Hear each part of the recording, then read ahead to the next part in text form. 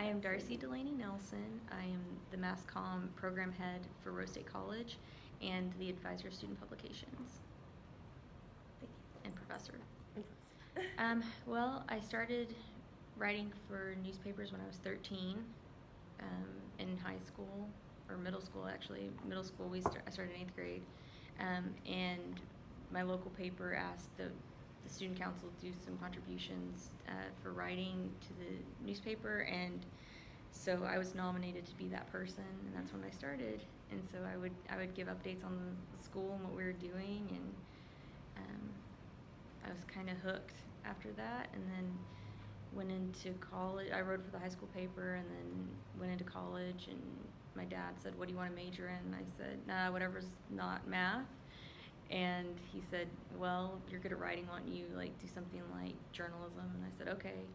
I said, "Well, and psychology, I wanted to do psychology." He was like, "You have to get a PhD for that." And I was like, "How long does that take?" And he was like, "A long time." And I was like, "Okay, let's not do that." So Mass Comm was my choice, and then whenever I went to class, it just fit, and then came into the newsroom, never left. It's been my home for a long, long time. I went and worked for the Sun newspaper in Midwest City for several years. Went to grad school at OU, went to undergrad at OU.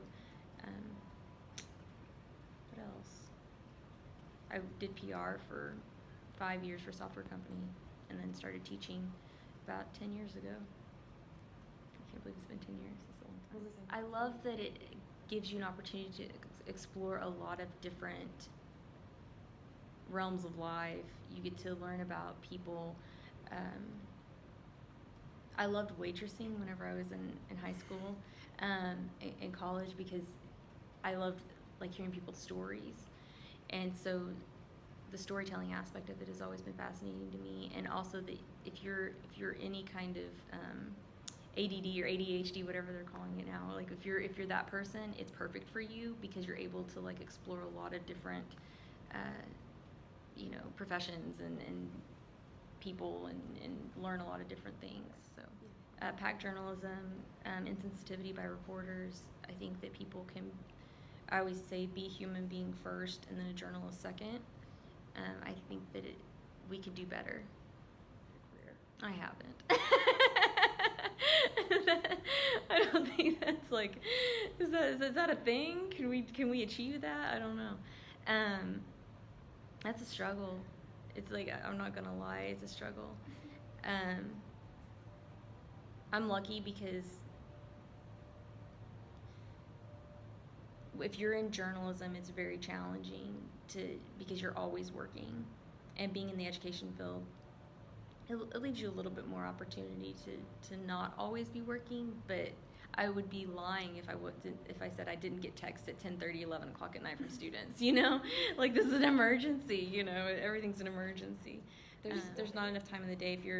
I'm a single full-time department, so I'm the only person in the department that's full-time, and in order to get everything done that has to be done, including grading and everything else and all the admin stuff, and advise the paper and now the magazine and the podcast, you have to work a lot.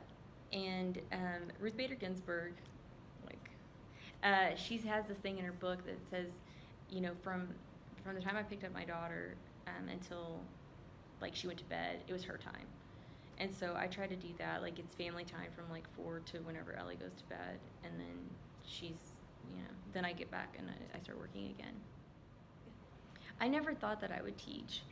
That wasn't what I set out to do. So I wanted to work for a Washington bureau somewhere and do political journalism. That's really what I wanted my career to be. But I can't imagine being as happy as I am now in Washington, especially during the climate in which we're living in. Edit that part out. But I just can't imagine being as happy in Washington as I am here. What it's like in the newsroom. It's a family, and everyone's working toward a common goal, and everyone's supportive of each other, and it's you're fighting for a common goal and common cause, and it's whenever it's successful, everyone gets to like join in on that accomplishment, sense of accomplishment.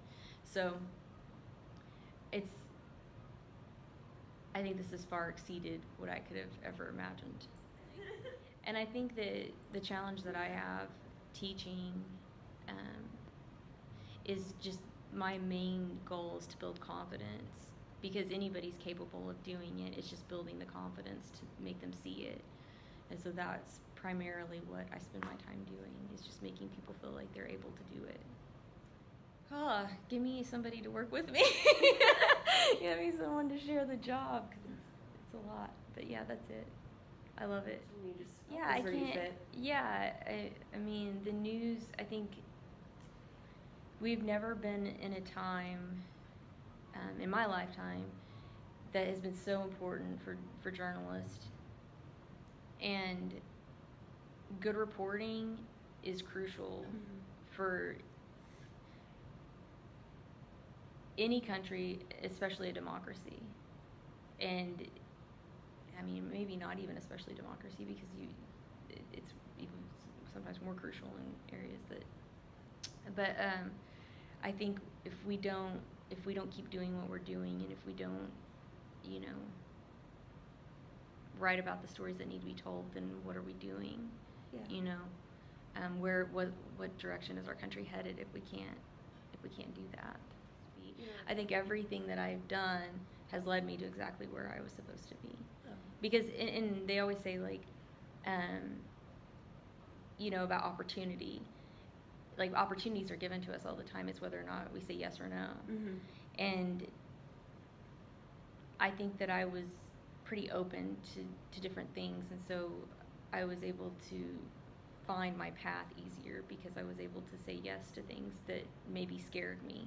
Yeah. And I hope that my students do that, because that's the only way you're going to learn where you fit. I did PR. I hate PR. I would never go back to PR. It's just not me. Mm-hmm. But I did it for 5 years, and for a software company nonetheless, so that's always exciting, right? And it's you want to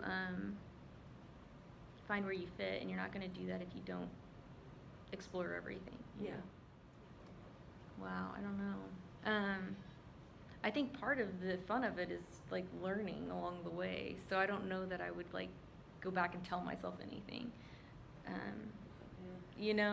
Like I think that would change my course too much, right? Like, because if I was like, don't go into PR, then yeah, like the hindsight is part of it. Yeah, like you learn a lot from things that you might not want to do again. I think that I am probably more sensitive than when I began. I think that, whenever we start our journalistic careers, we're like, we're going to stick it to the man. We're going to be like, we're out to get people and be watchdogs, and that's what you should be still. But I never think, in the beginning, I don't think I thought about that those are people's lives. And it took me like probably a good few years to like start to realize that those are people's lives that you're talking about, and showing respect to human beings,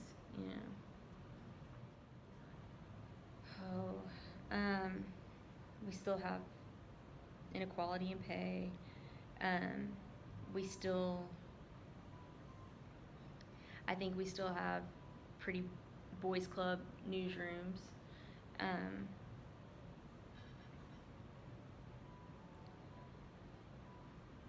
I think it's challenging because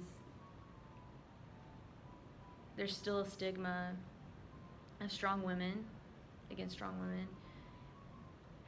People still don't like strong women, and that's still something that people have to fight whenever we can walk in somewhere and people will automatically assume you're one way based on how you look.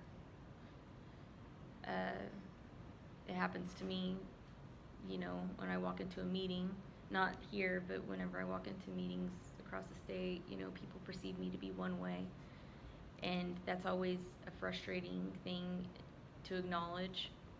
But I think that we just have to keep doing what we're doing and like proving that we are equal and that we are able to be treated fairly and equally, and just keep pushing forward, because we will rule the world.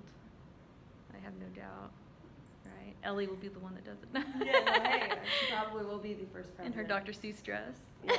No, I think that's the hardest thing, right? It's just like trying to prove ourselves, but at the same time, like, not feel like we're trying to prove ourselves.